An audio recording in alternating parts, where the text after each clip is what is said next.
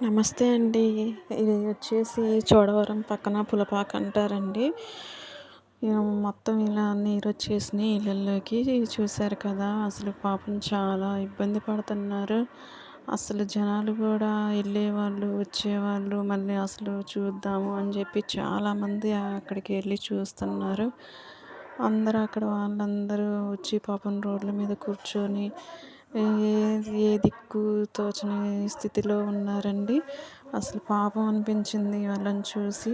చూడండి ఎలా చూస్తున్నారు అందరూ. చాలామంది వచ్చేసారండి. అసలు ఫస్ట్ ఫ్లోర్ దాకా అలా మునిగిపోయినాయండి.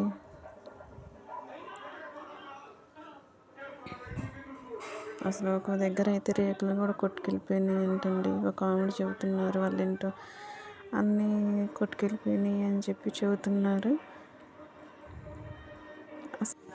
పాపం లోపలైతే ఒక గేదె అట్టాగే దాని మీద నిల్చొని అట్టాగే ఉండిపోయిందండి. దాన్ని తీయడానికి ఎవరు ఏమీ చూడలేదు. మరి అది ఎలా ఉందో ఏంటో. ఇంకా మేమైతే వచ్చేసాము. ఏమోనండి, అసలు చాలా బాధేసింది వాళ్ళని అలా చూశారు కదా! ఇది ఒడ్డున ఉందండి. ఒడ్డున అంటే రోడ్డు పక్కన ఉంది. రోడ్డు పక్కన ఉన్నదే మొత్తం ఇలా వచ్చేసిందంటే ఇంకా అట్లా లోపలికి ఉన్న వాళ్ళ పరిస్థితి ఏంటండి అసలు. చూడండి, వాళ్ళు పోలీసులు వాళ్ళు వచ్చి ఉన్నారు. ఎక్కడికక్కడికి ఆపేశారండి. అటు ఇంకా బళ్ళు వెళ్ళనియట్లేదని చెప్పి మేము యువతలే ఆపేసాము. అక్కడ ఉన్న వాళ్ళని తీసుకురావడానికి పడవల్ని కూడా తెప్పించారు.